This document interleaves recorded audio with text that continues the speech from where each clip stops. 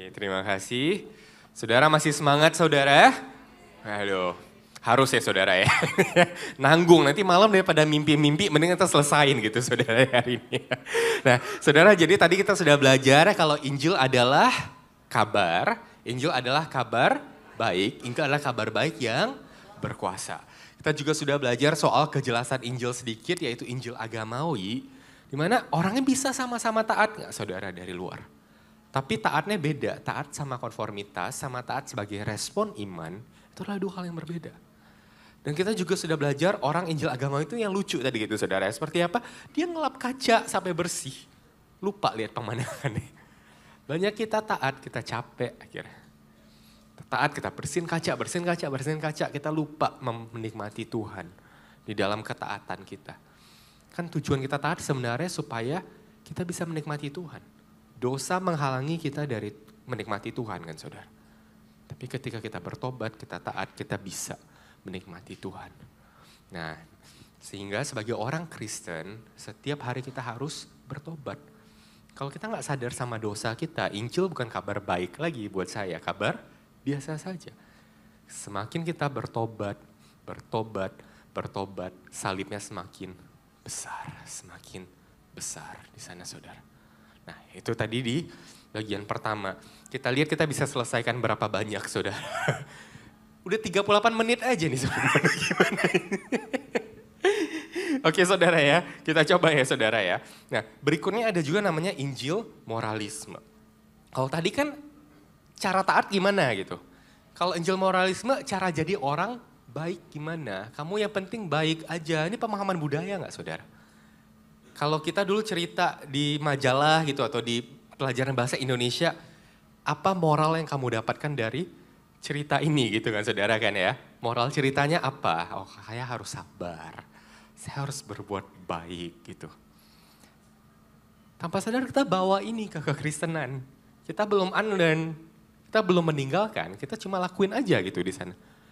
Akhirnya apa saudara? Kita bacalah cerita Daud gitu kan. Daud lawan Goliat. Kalau saya percaya, kalau saya berani bersama Tuhan, tidak ada Goliat yang terlalu besar buat saya. Seperti itu kan saudara ya. Tapi apakah itu ceritanya saudara? Tidak saudara, nanti kita akan gali kenapa itu berbeda. Intinya saudara, di Injil moralisme saya mau menekankan dan mengundang saudara untuk memahami. Kalau di cerita itu Yesus tidak dikabarkan.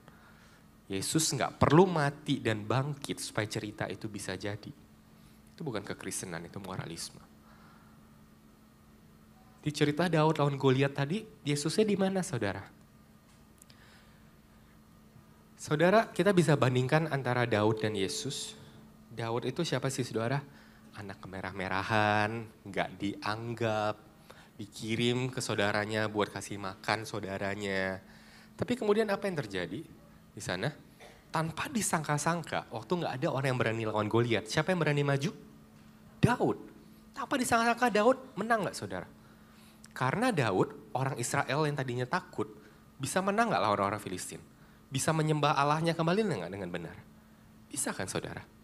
Nah, jadi di cerita Daud dan Goliat, saya bukan Daudnya, kita bukan Daudnya.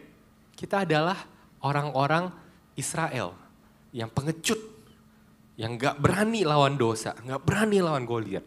Tanpa disangka-sangka ada satu juru selamat yang datang.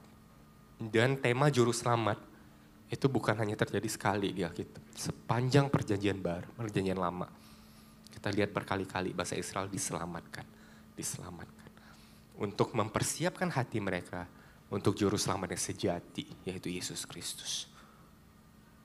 Sekali lagi, kalau Yesus gak diberitakan, maka tidak, itu bukan kekristenan, itu moralisme. Karena kalau Yesus mati nggak mati sama aja, ya ngapain Yesus mati gitu saudara. Itu bukan kekristenan. Saudara mungkin cerita lain, saudara familiar cerita Yusuf. Yusuf tuh apa sih saudara, orang paling malang nggak saudara? Dijual sama saudaranya buat sejumlah keping perak. Udah kerja baik-baik, difitnah sama istri Potifar. Masuk penjara, temenan sama juru roti, juru anggur raja. Dilupain bertahun-tahun. Tapi akhirnya dia naik gak jadi raja di Mesir dan berkuasa. Saudaranya menjual tadi tunduk gak di kakinya? Takut gak saudara? Takut. Tapi karena Yusuf, saudara-saudara bisa tetap hidup dari bencana kelaparan. Karena Yusuf, lain dari kerajaan, dari kelahiran Yesus Kristus yaitu Yehuda, saudara, bisa diselamatkan, tidak mati dalam bencana kelaparan. Di cerita Yusuf kita bukan Yusufnya. Kita gak bisa bilang, oh kamu harus jadi seperti Yusuf, kamu harus sabar dalam penderitaan. Benar, oke. Tapi di sana kita siapa saudara? Mampukah kita? Kita gak mampu. Di sana kita adalah saudara-saudara Yusuf yang menjual dia. Kita yang menjual Yesus. Sebagaimana Yusuf dijual untuk sejumlah keping perak ke bangsa asing, Yesus dijual gak sama Yudas untuk sejumlah keping perak ke bangsa asing? Tapi sebagaimana saudara-saudara Yusuf dengan takut tunduk di kaki Yusuf, tapi menerima kasih karunia. Sudah, aku mengampuni engkau. Layak gak mereka terima kasih karunia? Layak saudara. Saudara sendiri dijual jadi budak karena cemburu. Mungkin juga dengan kita saudara. Gak ada yang layak. Tapi kita terima pengampunan kasih karunia daripada Tuhan. Sehingga di dalam setiap cerita, kita harus memahami bagaimana Yesus adalah pusat dari setiap cerita di Alkitab. Kita bukan cuma mau jadi orang baik, kita mau jadi orang yang bertobat. Memahami dosa, menerima kasih karunia. Sehingga saudara, kita lihat perbandingannya di slide berikutnya saudara. Kalau Injil itu tadi siapa saya? Saya adalah manusia yang berdosa. Dan siapa Yesus? Yesus adalah juru selamat saya. Bagaimana saya bisa berbuat baik? Karena Yesus sudah menyelamatkan saya, maka saya bisa merespon, berbuat baik. Karena Yesus sudah mengampuni saya, maka saya bisa mengampuni sesama saya. Dan itulah kemudian yang saya lakukan. Tapi di berikutnya kita lihat, Injil moralisme itu anggap gampang. Perintahnya apa, gimana saya lakuin. Ceritanya moralnya apa, gimana saya bisa lakuin. Seperti itu kan saudara. Dan kita suka yang gampang. Dan kita terbiasa sama yang seperti itu. Karena kita belum unlearn dari budaya kita di sekolah, di pembelajaran. Intinya ada cerita, ambil aja moralnya gitu kan saudara. Tanpa menyadari keberdosaan kita. Dan bagaimana Yesus mati untuk menebus dosa-dosa kita. Itu bukan kekristenan, itu moralisme. Nah, jadi ini supaya kita bisa sadar. Ingat saudara, ini bukan buat menghakimi kita, tapi adalah supaya kita sadar, unlearn dan relearn. Kita belajar meninggalkan, kita belajar untuk kembali gitu. Bagaimana di sana. Sehingga pertanyaan terbesar yang saudara harus tanyakan adalah di mana salibnya. Di setiap khotbah, di setiap pembahasan firman Tuhan, di setiap Bible study dengan grup saudara. Apakah hari ini engkau membahas tentang Kristus? Apakah engkau membahas tentang dosa dan keselamatan di dalam Kristus? Karena kalau nggak ada salibnya, nggak ada pertobatan, nggak ada kasih karunia-Nya, itu bukan kekristenan, itu moralisme. Sehingga saudara kita tidak bisa lihat Injil itu seperti kumpulan majalah di slide 49. Alkitab itu satu kesatuan pesannya dari awal sampai akhir, dari Kejadian sampai Wahyu, berbicara tentang satu nama yaitu Yesus. Mulai dari manusia jatuh dalam dosa, Tuhan mengcover mereka dengan pakaian dari kulit binatang. Mereka coba anyam sendiri kan dari daun ara. Tapi Tuhan kasih dari kulit binatang. Berarti ada binatang yang dikulitin. Ada pertumpahan darah, ada binatang yang mati untuk menutupi ketelanjangan manusia. Dari awal. Dan kenapa sih harus ada ritual, korban bakaran, korban penghapusan dosa? Itu menuju kepada siapa? Yesus. Satu hari nanti akan ada juru selamat yang ada di kayu salib. Seperti domba sembelihan untuk menebus dosa umat manusia. Saudara mau cerita Daud kita udah bahas. Yusuf kita udah bahas, cerita Musa. Musa itu bayi Yahudi atau Mesir, saudara? Dari mana? Ya, Yahudi. Tapi kemudian dilarikan ke Mesir, gitu kan saudara ya. Nah, jadi dia bayi Yahudi dilarikan ke Mesir karena takut dibunuh kan. Waktu itu disuruh semua anak-anak di bawah itu dibunuh kan di sana. Diselamatkan ke Mesir, kemudian balik-balik jadi juru selamat bangsa Israel nggak dia? Datang dengan begitu banyak tanda, begitu banyak tulah. Tapi bangsa Israel nolak dia nggak saudara? Nolak dia. Ini juru selamat yang diselamatkan ke Mesir dan ditolak. Siapa itu? Yesus. Yesus waktu lahir mau dibunuh nggak sama Herodes? Malaikat suruh Yesus kemana?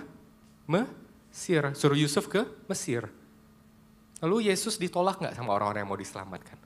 Ditolak. Tapi dia datang dengan kuasa yang besar nggak saudara? Dan menyelamatkan, membawa umatnya keluar dari perbudakan dosa. Sehingga saudara kita bukan mau cocokologi itu saudara ya. Tapi kita harus berangkat dari satu titik yang sama.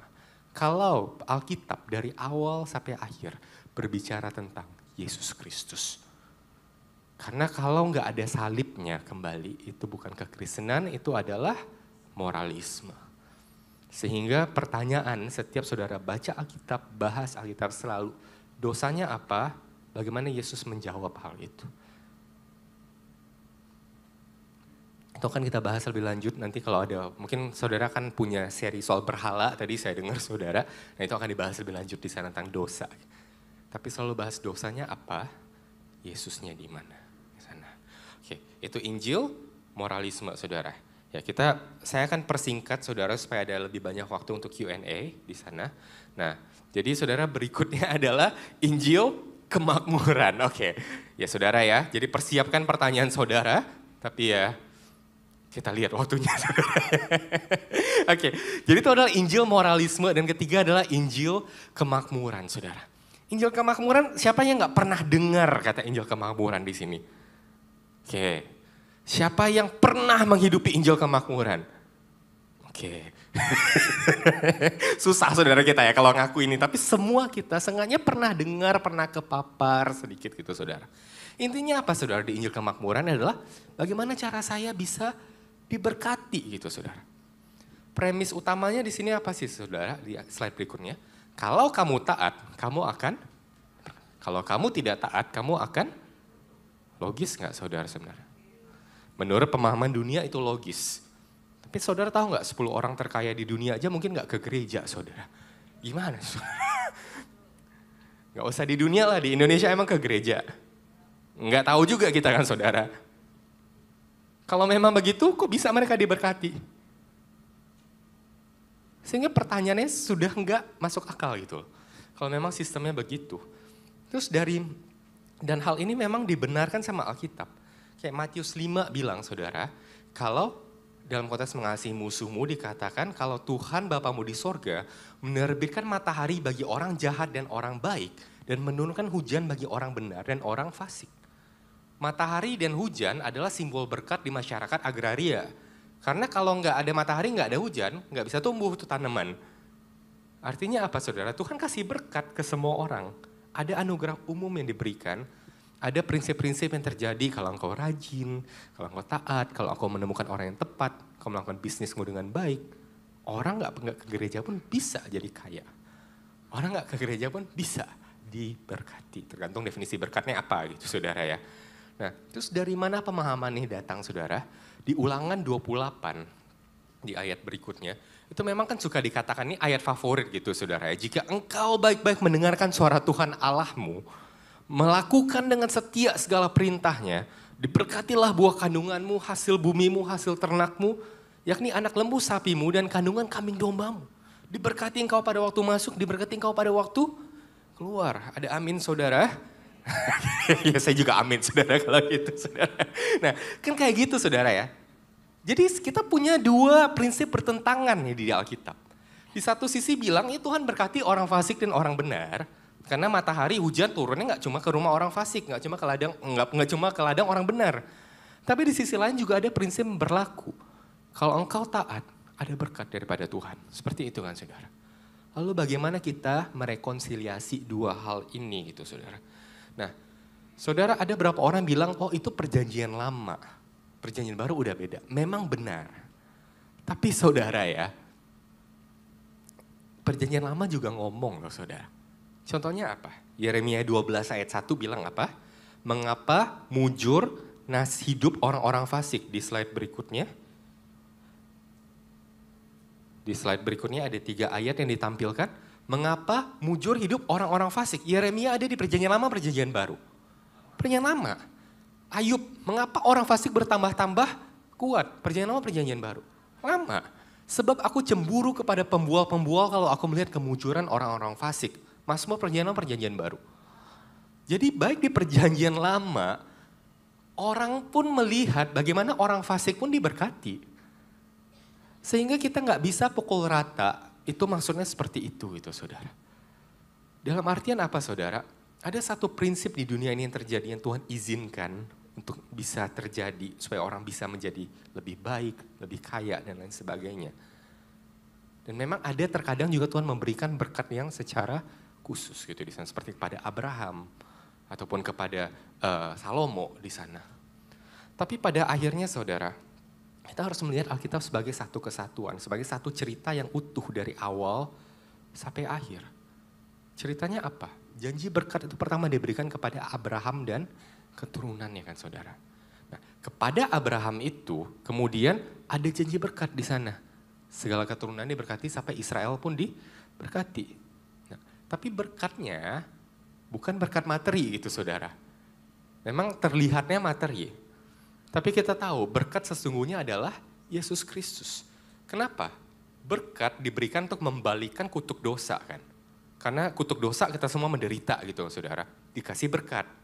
Tapi berkat materi tidak bisa membalikkan kutuk dosa. Makanya ujung-ujungnya pasti kembali kepada Yesus. Dan di perjanjian baru, konsep berkat itu langsung berubah secara drastis. Karena pemahamannya Yesusnya sudah datang. Dan kita hidup di zaman perjanjian baru gitu saudara kan. Artinya apa? Berbahagialah engkau jatuh dalam berbagai-bagai pencobaan. Kenapa saudara? Berkat yang kita lihat sekarang bukan lagi berkat materi, tapi berkat rohani itu lebih mulia. Kita lihat pengharapan kita yang ada di akhir zaman nanti. Kita akan dibangkitkan kembali, bertemu muka dengan juru selamat kita. Tidak ada gemerlap dunia yang terlalu terang buat kita. Setelah itu, saya bisa menderita. Saya bisa menghadapi pencobaan dalam hidup saya. Sehingga saudara, masalah dari Injil kemakmuran itu sebenarnya bukan masalah debat ayat, masalah doktrin, masalah kebiasaan. Masalahnya adalah sebenarnya masalah di hati. Ada slide nomor 61 yang kasih gambaran lensa dunia. Nah, di sana saudara, jadi kita bisa melihat kalau masalahnya apa sih? Masalahnya itu Alkitab. Semua bagian ini dilihat dari lensa yang duniawi. Kan tadi kita bilang kalau Injil adalah lensa kan saudara ya. Kita melihat semua bagian kehidupan dari lensa Injil. Tapi salibnya geser. Matanya duniawi. Sehingga apapun ayat yang dibaca, keluarnya ya seperti itu gitu loh di sana. Sehingga saudara di dalam menghadapi Injil kemakmuran, dan banyak kita mungkin bergumul dengan itu saudara. Dan kita digoda setiap hari dengan Injil kemakmuran gitu kan saudara. Kita harus bertobat. Kita harus melihat kembali Alkitab dari lensa Injil yang sejati. Hati kita yang duniawi ini yang kita harus matikan kedagingan kita saudara. Bolehkah doa minta berkat? Boleh. Bolehkah doa minta kesembuhan saudara? Boleh. Bolehkah doa minta mujizat? Boleh. Yang salah bukan di sananya. Yang salah ketika kita minta habis-habisan, sekarang kan itu Tuhan kita. Sekarang kalau saya nggak dapat ini, hidup saya nggak berarti. Itu berhala, nanti akan dibahas, ada seri khotbah yang saya dengar saudara. Itu berhala saudara. Dan itu yang sering kita lakukan kan di doa, kita memakai Tuhan untuk tujuan kita. Kita bertransaksi sama Tuhan untuk tujuan kita. Harusnya bukan kita pakai Tuhan, tapi Tuhan yang pakai kita. Itulah Injil kemakmuran. Kita berusaha sekuat tenaga memanipulasi Tuhan supaya Tuhan kasih apa yang kita mau. Karena kalau kita nggak dapat apa yang kita mau itu, hidup saya nggak akan berarti. Which is berhala, which is Tuhan baru dalam hidup saya. Apakah itu uang, apakah itu anak, apakah itu kesuksesan, promosi, pasangan hidup, semua hal baik bisa jadi berhala. Karena kalau nggak baik siapa yang mau? Pasti halnya baik. Cuma ketika itu diberhalakan proporsinya saudara. Itulah yang menjadi bahan bakar untuk Injil kemakmuran. Hati manusia yang sudah berdosa menginginkan sesuatu begitu sangat luar biasa lebih daripada Tuhan. Akhirnya memakai Tuhan itu sendiri buat memenuhi keinginan hatinya. Dan kita perlu bertobat dari sana. Kembali saya tanya, bolehkah minta berkat? Bolehkah minta kesembuhan? Bolehkah minta mujizat? Yang gak boleh adalah ketika kita minta itu seakan-akan gak ada kehidupan setelah kematian. Hidup itu cuma di dunia aja. Itu yang tragis dari orang Kristen, saudara. Banyak orang berdoa sekarang hidupnya di sini. Kalau di sini gak dapet, hidupnya udah gak ada kehidupan lain. Seakan-akan kalau orang sakit gak sembuh itu dosa. Seakan-akan mereka gak tahu kalau orang mati dalam Kristus akan bangkit. Akan menerima kebangkitan tubuh. Dan hidup yang kekal, yang jauh lebih indah daripada hidup di dunia ini. Atau orang yang sembuh dari mujizat bakal sakit lagi gak saudara? Bakal mati lagi gak saudara? Tidak ada berkat apapun di dunia ini yang abadi, yang bisa menjaga engkau sampai selama-lamanya. Berkat itu akan hilang. Tuhan bisa kasih cicipan awal dari berkat yang sesungguhnya lewat kesembuhan. Tapi kesembuhan fisik tidak bisa menyelamatkan jiwamu. Lazarus dibangkitkan dari kematian. Apakah Lazarus mati lagi saudara? Mati. Kalau kita masih lihat Lazarus hari ini. Gak ada tuh saudara. Kenapa saudara? Nah, itulah saya mau mengundang kita hari ini melihat. Boleh doa minta berkat. Boleh doa minta kesembuhan. Boleh doa minta mujizat.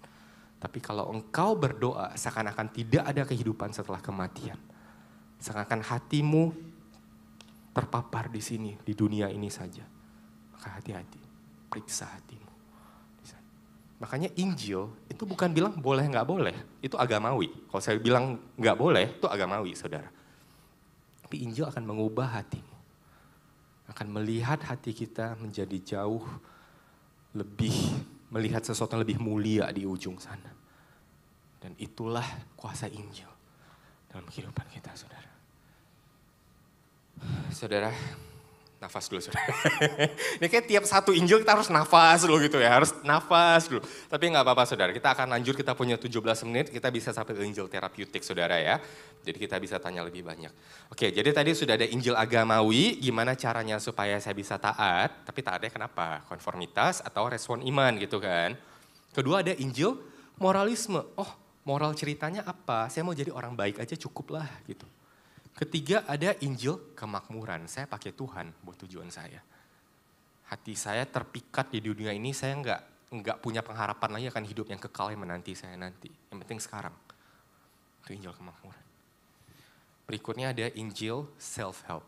Nah ini agak menarik saudara ya. Bagaimana caranya saya bisa dapat hidup yang lebih baik? Intinya saya baca Alkitab, tujuannya apa? Oh ini guide saya nih, 1, 2, 3, 4, 5, ini langkahnya saya harus kerjakan supaya saya bisa bahagia. Supaya anak saya sukses, supaya pekerjaan saya lancar, supaya orang tua saya mengasihi saya. Baik gak saudara?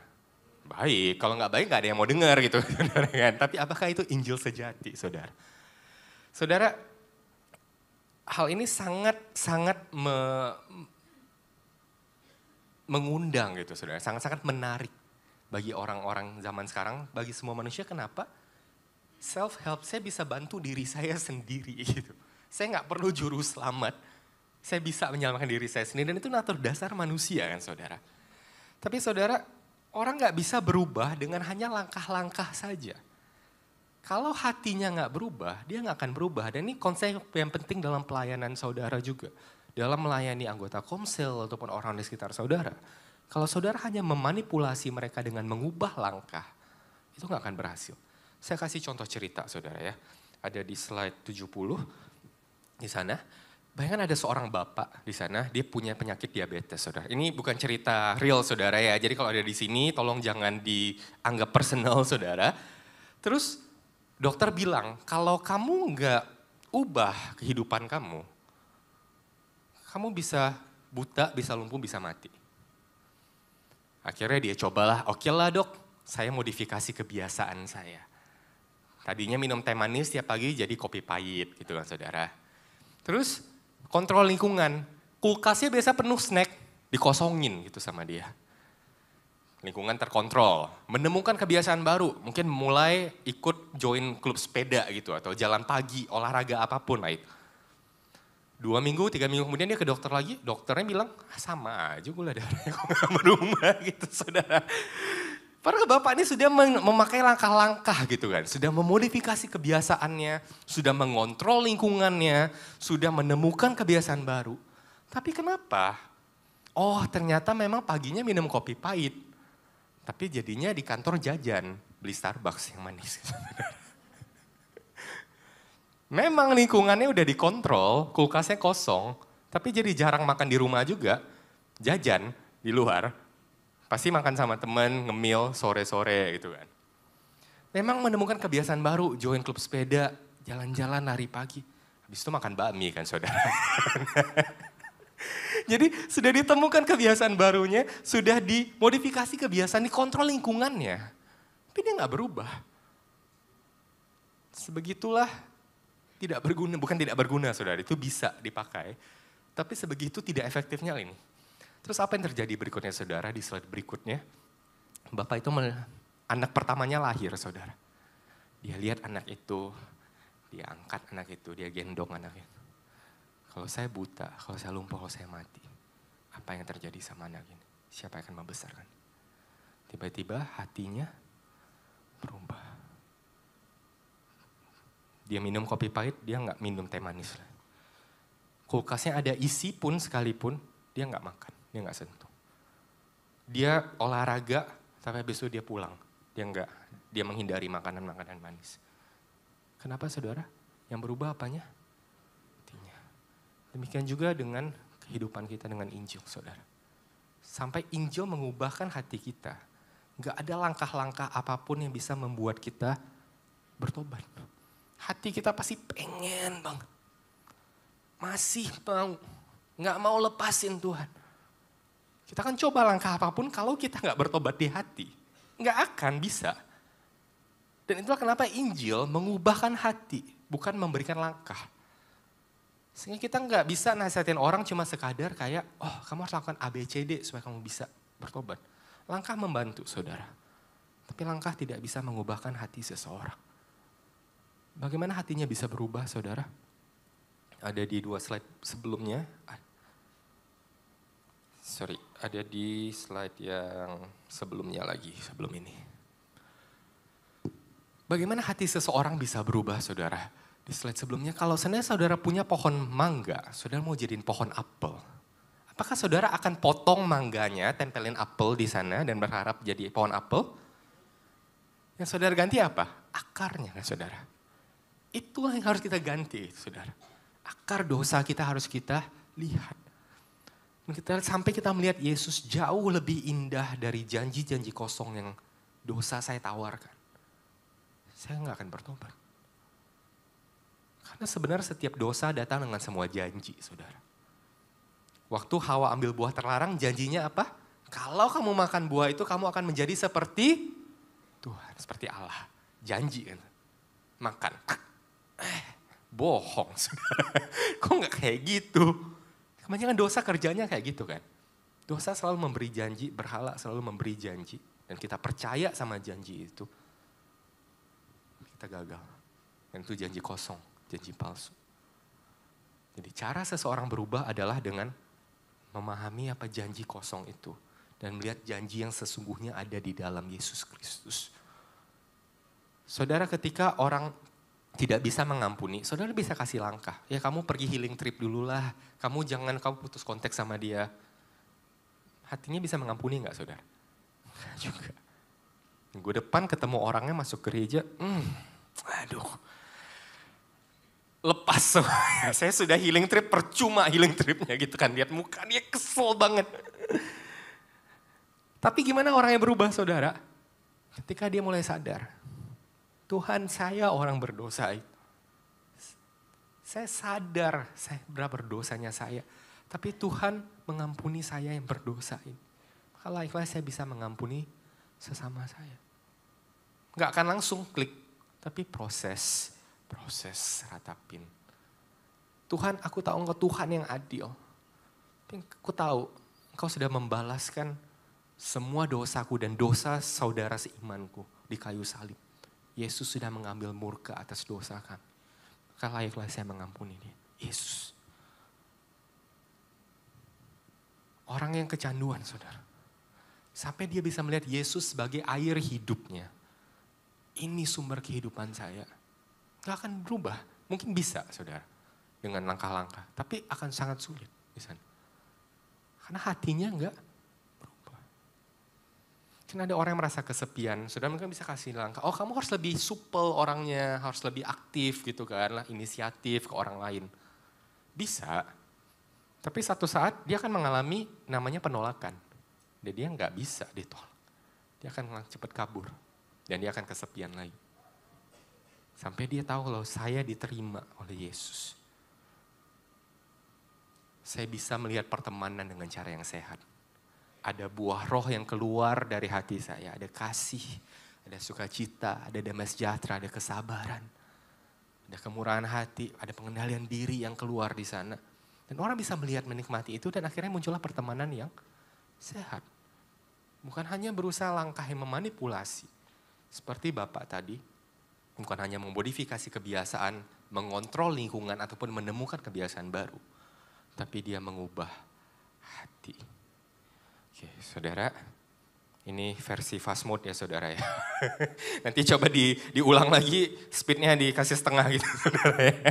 Nah saudara ini Injil yang paling seru menurut saya saudara berikutnya. Jadi itu sudah ada Injil agamawi, ada Injil moralisme, Injil kemakmuran, Injil self-help. Sekarang kita masuk namanya Injil terapeutik.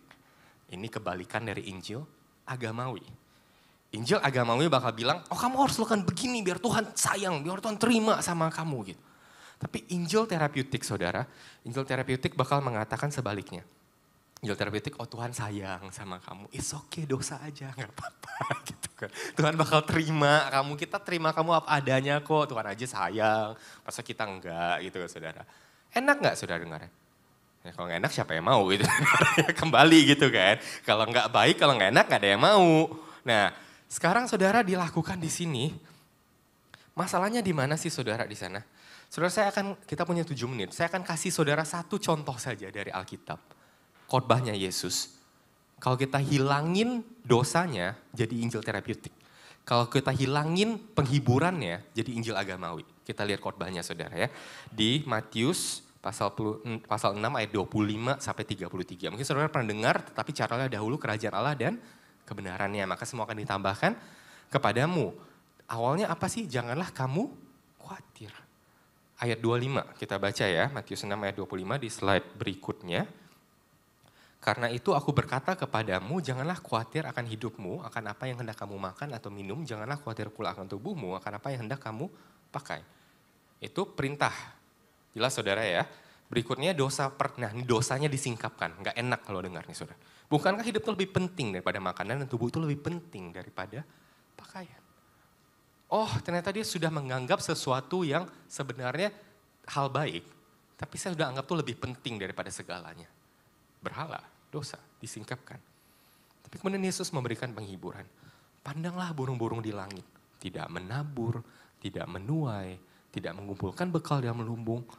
Namun diberi makan oleh Bapamu di sorga. Karena kamu jauh melebihi. Burung-burung itu dihibur gak saudara? Enak kan dengarnya saudara ya? Kamu jauh loh lebih daripada itu. Terapeutik gak saudara? Terapeutik saudara, kayak terapi. Oke berikutnya Yesus bilang apa? Dosa kedua. Siapa di antara kamu yang karena kekhawatirannya dapat menambahkan sehasta saja pada jalan hidupnya? Kenapa kamu khawatir akan pakaian? Jadi waktu kita khawatir, itu kita sedang berpikir, saya yang pegang kendali atas hidup saya bisa menambahkan sehasta saja pada jalan hidup saya. Dosa. Saya nggak percaya Tuhan yang in control, saya in control dalam hidup saya. Makanya saya khawatir. Dosa disingkapkan. Yesus kasih penghiburan lagi. Perhatikanlah bunga bakung di ladang. Tumbuh tanpa bekerja, tanpa memintal. Salomo saja dalam segala kembangan tidak seindah itu. Jadi kalau rumput di ladang hari ini ada, besok nggak ada aja Tuhan pelihara. Apalagi lagi dia akan mendanani kamu, hai kamu orang yang kurang percaya. Enak dengar itu saudara, wah saya lebih berharga dari bunga bakung di ladang gitu saudara ya. Ya walaupun di sini mungkin kita nggak lihat itu saudara, tapi ini kan masyarakat zaman dulu lihatnya ini gitu ya.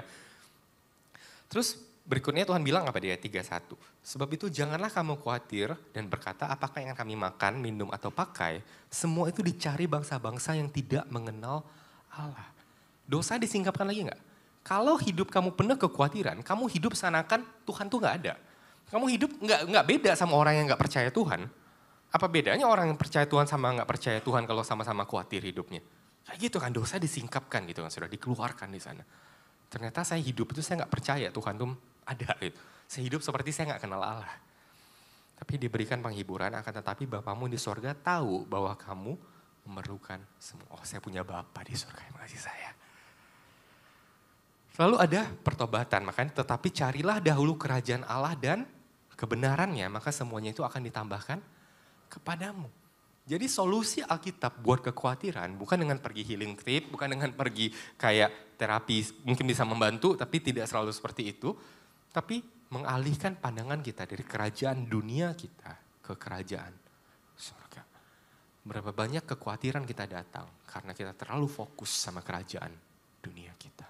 Dan kita nggak pernah mengalihkan pandangan kita ke kerajaan surga. Melihat hal-hal yang lebih mulia.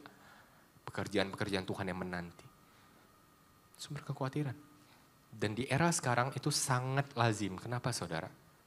Media sosial memaksa kita membandingkan hidup kita dengan highlight orang lain setiap hari. Khawatir nggak? Wih, umur segitu udah begini, saya udah begini gimana nih? Kok bisa dia udah nikah duluan daripada saya? Kok bisa kayak gitu? Anaknya berhasil banget, anak saya, aduh gitu saudara kan. Khawatir, terlalu fokus. Nah. Saudara bayangkan khotbah yang sama, saya tarik semua penghiburannya. Kita baca dosanya aja saudara ya. Di slide berikutnya. Karena itu aku berkata kepadamu, janganlah khawatir akan hidupmu, akan apa yang hendak kamu makan, minum, pakai. Bukankah hidup itu lebih penting daripada makanan? Dan tubuh itu lebih penting daripada pakaian? Siapa di antara kamu yang karena kekhawatirannya dapat menambahkan sehasta saja pada jalan hidupnya? Dan mengapa kamu khawatir akan pakaian? Sebab itu jangan kamu khawatir berkata, apa yang akan kamu makan, minum, pakai? Itu seperti orang-orang yang tidak mengenal Allah. Ya demikian khotbah hari ini saudara. Amin, mari kita berdoa gitu. Bayangkan saudara ya, khotbah yang sama, cerita yang sama, penghiburan diambil nadanya berubah. Sekarang kita balik. Dosanya yang saya hilangkan. Penghiburannya saja. Di slide berikutnya.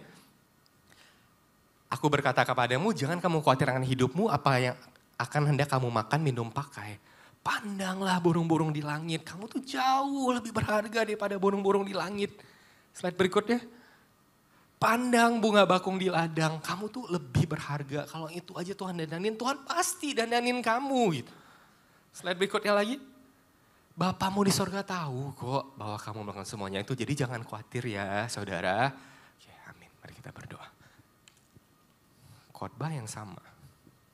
Penghiburannya diambil jadi agamawi.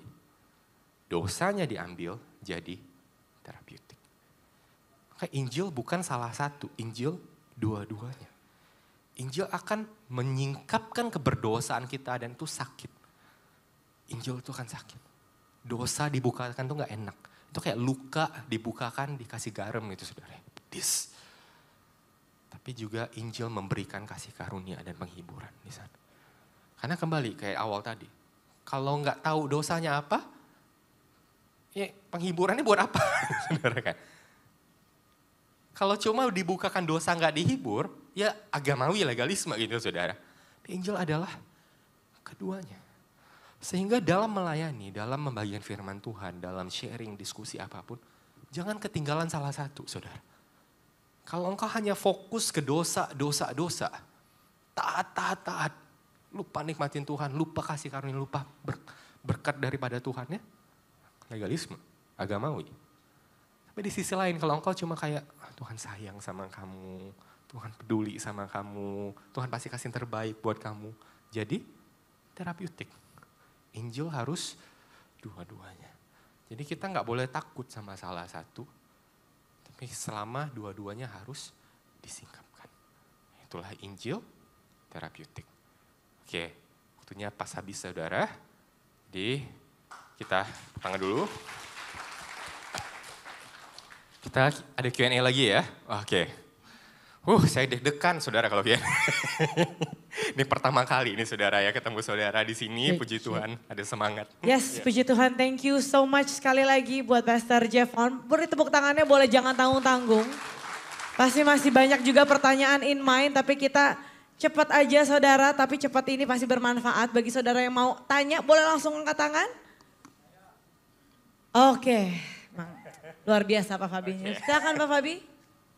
Sorry saya tanya lagi karena luar biasa firman Tuhan itu yang memuatkan kita kan. Nah tadi ada korelasinya di bawah saya tadi bilang sekali selamat tetap selamat itu. Karena seperti ini, pada waktu ini argumen saya ya. Pada waktu pada waktu manusia jatuh dalam dosa, itu kan kita kan mengalami namanya 3 kematian. Kematian jasmani, rohani dan kematian kekal. Jasmani itu kita bisa meninggal. Yang kedua rohani itu putus hubungan dengan Tuhan. Dan akhirnya yang terakhir kematian kekal itu adalah neraka. Akhirnya pada waktu Tuhan Yesus menyelamatkan kita, bukan karena perbuatan baik kita, sehingga kita diselamatkan, makanya kita terima keselamatan. Jadi kalau bagi saya orang percaya itu yang sudah diselamatkan, sekali selamat tetap selamat. Karena bukan dilihat dari perbuatan, kalau dilihat dari perbuatan lagi dan lain-lain, berarti keselamatannya itu akan terbantahkan sendiri. Karena kan keselamatan itu bukan karena perbuatan baik kita kan gitu. Karena korelasinya adalah seperti itu. Jadi pertanyaan saya satu bahwa bagaimana orang yang sudah percaya sama Tuhan jatuh bangun sampai di akhir. Apakah itu terima selamat sampai di akhir? Itu batu bangun. Apakah itu diselamatkan? Apakah tetap diselamatkan kan gitu?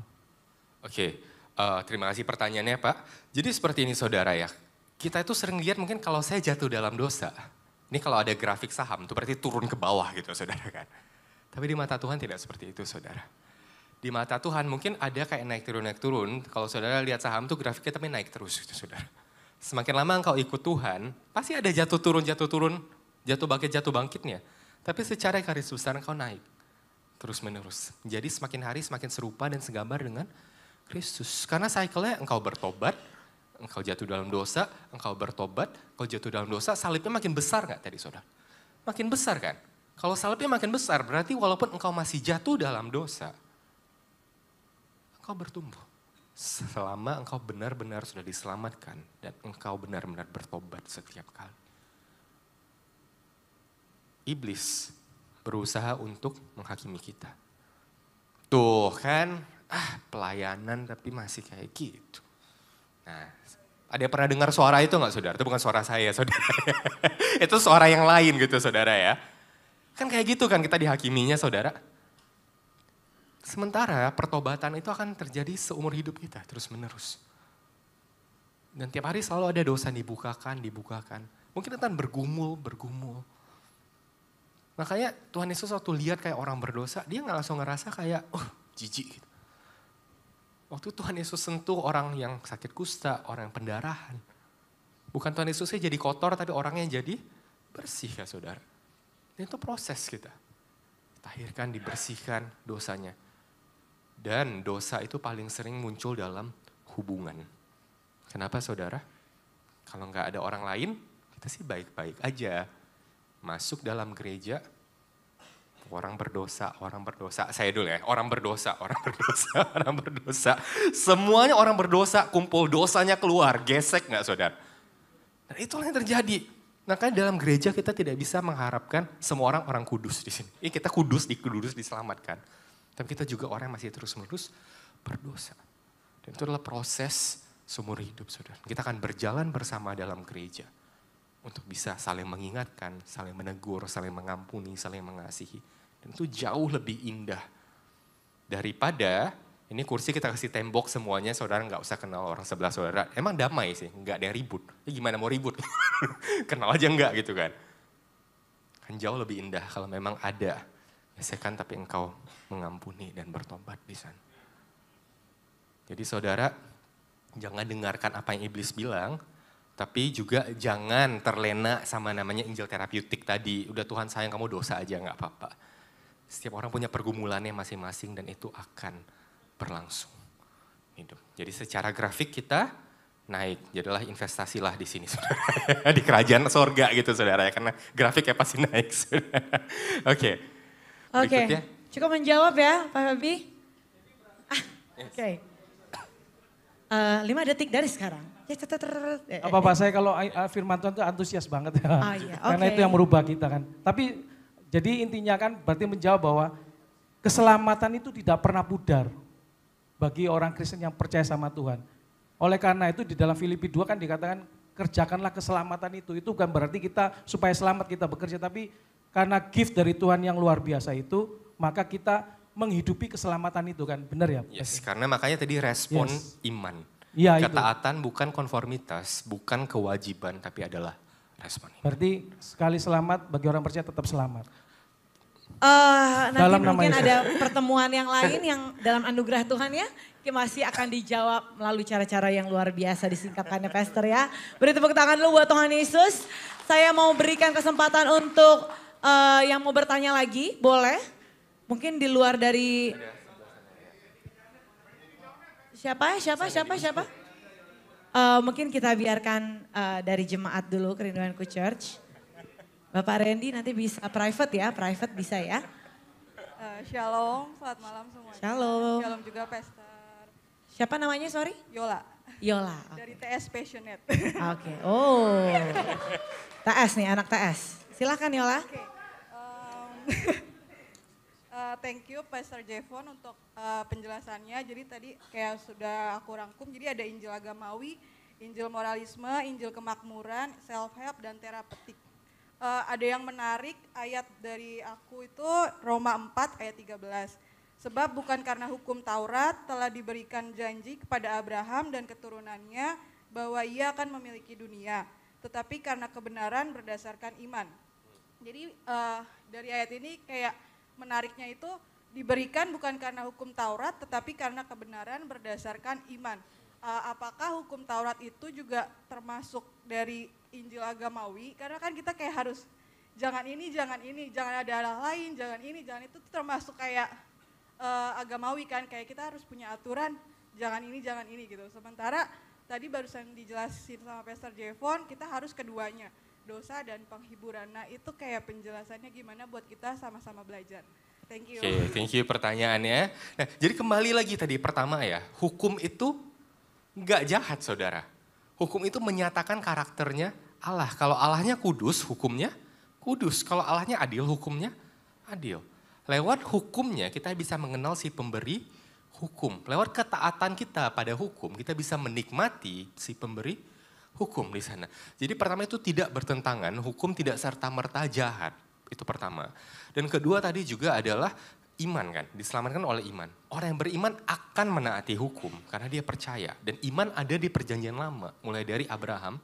Bahkan kalau kita lihat kasusnya mungkin Rahab yang membuka jalan buat bangsa Israel, 12 mata-matanya bisa diselamatkan. Atau mungkin lebih familiar ceritanya Ruth yang mau ikut Naomi walaupun suaminya udah meninggal. Allahmu akan menjadi Allahku. Iman ada, dan kita tahu kalau Yesus lahir dari keturunan Rahab dan Naomi nanti di sana. Kalau kita lihat di Matius, jadi itu tidak bertentangan dan iman tetap ada. Orang yang punya iman pasti akan menaati hukum itu. Jadi makanya saudara kita harus unlearn dan relearn lagi.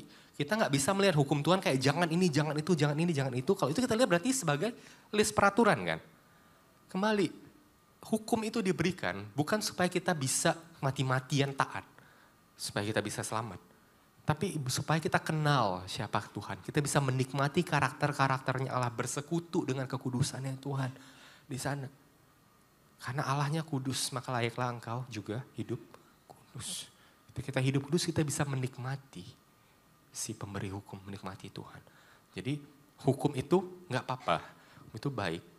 Tapi jangan melihat hukum dengan cara yang agamawi, cara yang salah. Jadi salahnya bukan di hukumnya, tapi di agamawinya. Oke.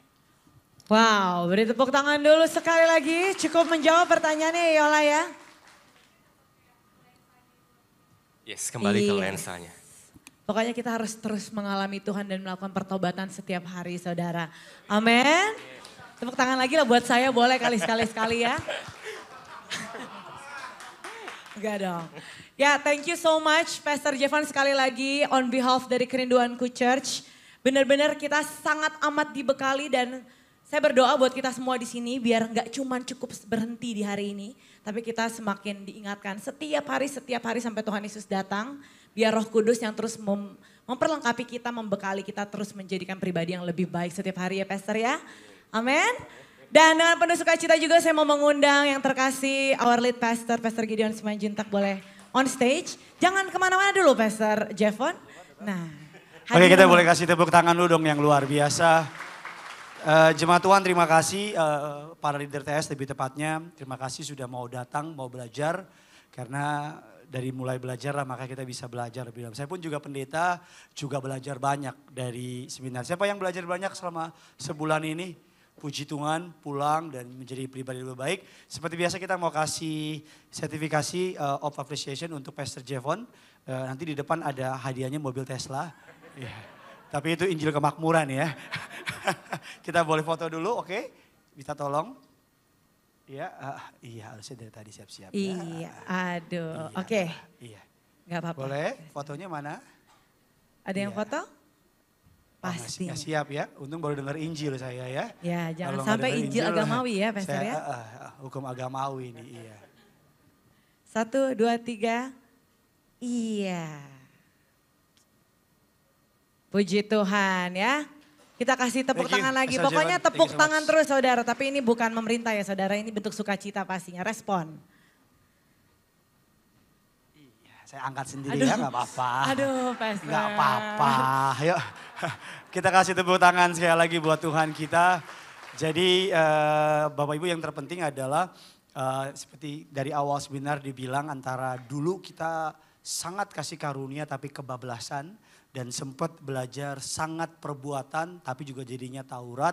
Nah kita nih di tengah-tengah Injil sebagai jalan ketiga. Artinya sekali selamat tetap selamat sudah dijelaskan dengan sangat jelas ya Bapak Ibu ya. Bukan berarti habis ini pulang mabok, zina, cabul, jalan terus kan sekali selamat. Nah kalau kayak gitu salah ikut seminar saya rasa ya. Jadi kita selamat karena kita memahami betul kebenaran itu. Dan yang menarik juga tadi dikatakan bahwa dia di dalam kita yang mengerjakannya. Jadi saya percaya bahwa kekristenan itu yang paling tepat, yang paling enak. Karena semua dari awal sampai akhir Yesus, Allah Bapa, Roh Kudus menyelesaikannya bagi kita semua. Amin. Aminnya bisa lebih semangat, amin. Ya kita kasih tepuk tangan dulu yang luar biasa bagi Tuhan kita. Mari sama-sama kita mau bangkit berdiri, kita mau akhiri ibadah pada malam hari ini. Kami memuji kebesaran-Mu. Mari sama-sama kita angkat tangan kita. Di hadapan Tuhan. Kami memuji kebesaran-Mu. Ajar Tuhan. Ajar Tuhan. Ajar Tuhan. Ajar Tuhan. Kami memuji kebesaran-Mu. Ajar